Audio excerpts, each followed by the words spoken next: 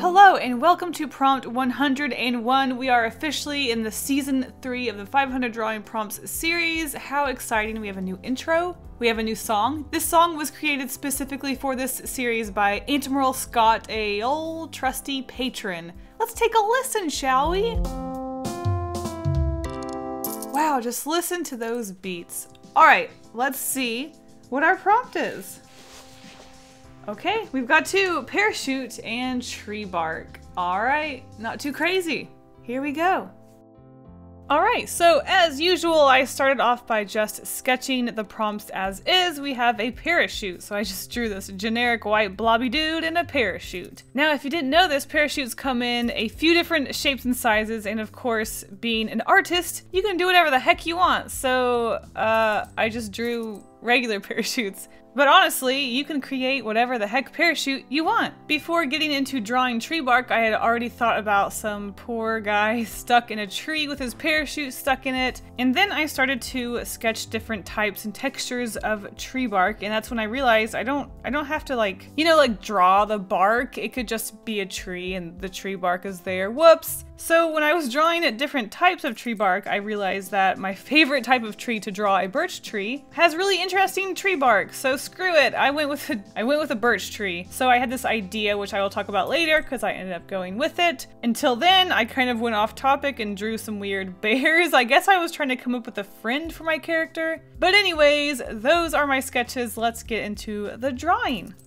So I absolutely loved my sketch and idea for this illustration, but this turned into quite a struggle that thankfully I ended up really liking the results of. So the struggle is real, but the struggle is worth it. There's a quote for ya.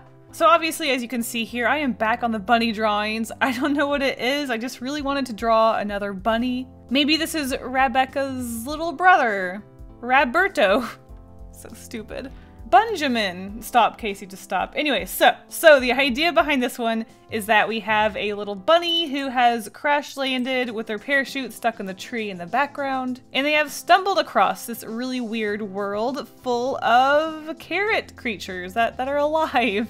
But the bunny hasn't noticed it quite yet. Let's just talk about the drawing for a second before I go off on the story. So the reason why this one was such a struggle is because I kind of felt like pushing myself to quote unquote create a normal drawing. Usually when I have a background drawing, I do that thing where I have like a silhouette or a spotlight or whatever you want to call it on the bottom of the page. Do you know what I'm talking about? Instead of filling the paper, I have like a circle on the bottom that's like this round stage that everything is on. And then the background sky bit, I do that like half circle sort of thing. You guys know what I'm talking about. It's like in every illustration ever of mine. I wanted to go away from that. Why? Because I felt like I should?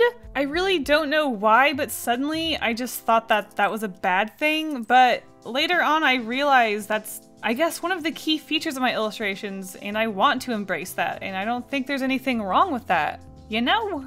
I really found myself artistically through this prompt, apparently. So I did a full page illustration on this one, and I just didn't like it. It didn't feel like me. I also wanted to play around with texture, so I was really going crazy with this one. I mean, it doesn't look like I'm going crazy because it still looks like my art, but I do really like clean line work. But for whatever reason, I really wanted to try using the brush nib with my Micron pens. So I used a brush nib to line the character, which I honestly thought looked fine. It's just the layout of the illustration that I didn't like. It didn't feel like me. And in the end, I thought I had to scrap it. So I didn't record me re-inking this one because I did it later in the day, just like on my own time, taking my time. So I included the lining of the old one. And here is the new line work. It's almost identical because I did trace it with my light box. I just rearranged a few things, especially with the whole perspective. So I did keep a somewhat suggestion of perspective in the new one. So you do see that there are trees on the left that are closer and the trees on the right are going farther away from the viewer, I suppose. In the old line art, I did have a path that faded away so you could more clearly, I guess, see that things were getting smaller as they got far away, which I don't have a problem with. I just really like how my art can be flat. I really like the simplicity of my art. I don't like to overwork things and overpush like perspective and just stuff like that. I don't know. I look back at my art sometimes and see how simple it used to be, and then I'm going in a direction that I don't really like with more complex details. Take that how you want it. I just really like how simple my art can be, and I don't want to lose that. I really like that. And sometimes I think I have to push myself to make more complex pieces, but you know what? No, I don't. I don't have to push myself to do something I don't want my art to become. So I made it flat. Though that doesn't mean I'm going to stop pushing myself out of my comfort zone and trying things. It just means sometimes I really want to embrace my own art and create something that I really like, I guess. I just don't want to lose sight of my goal with my art, what I want to become. So speaking of flat, I mentioned earlier that birch trees are my favorite trees to draw. For one, I just think they're just so much fun putting all of those little lines and details into them. I mean, have you seen a birch tree in person? They're pretty cool looking. All those little lines going all over the place. They're just so much fun to do myself, so I just really enjoy drawing them. But also, I love that they're white, so they just create this pop of white in between really dark colors. So especially that really thicker, closer tree on the left, it's right up against those really dark bushes, so it just looks so cool having this white thing on this dark thing. It just looks really nice. I really like it. So that's why I really like to include birch trees into my forests and stuff, because I just like the way they look and they're fun to draw.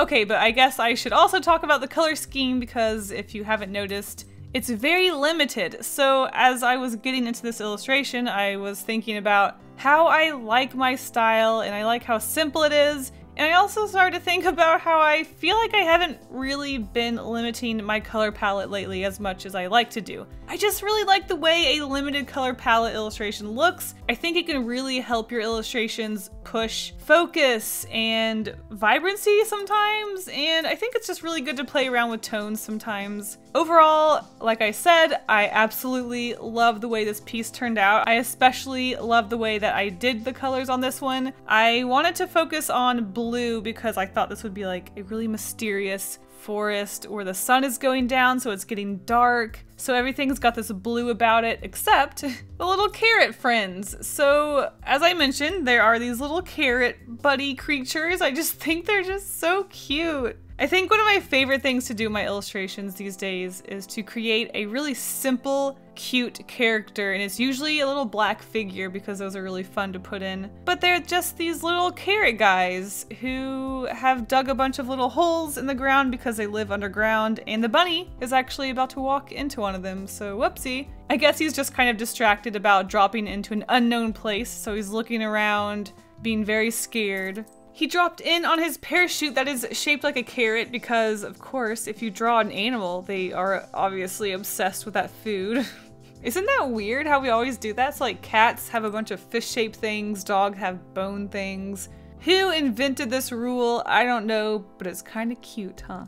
Anyways, that was my struggle with, I guess, coming to terms with my art and my style and what I want to do with my art. I hope you guys enjoyed listening to my struggle. Anyways, thank you guys so much for watching. I can't believe we are already on season 3 of 500 drawing prompts. I hope you like the new intro, the new song, the new thumbnail. I love the new thumbnail.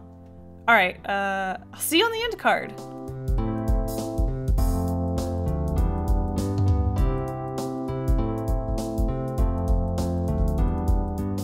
The only thing that hasn't changed this season is the end card. Our first featured artist is Ibby Art, who drew a little girl riding a fighter jet ride thing, and she is spying on someone. Who? Her crush maybe? I don't know. But it's really cute, it's really colorful, it really pops, and I really like this illustration. And we have Melipita, who is just getting into watercolors, which it looks amazing, by the way. I love this illustration. Who could the spy be? I don't know, but it's a really cute, silly moment that you caught here, and I really like it.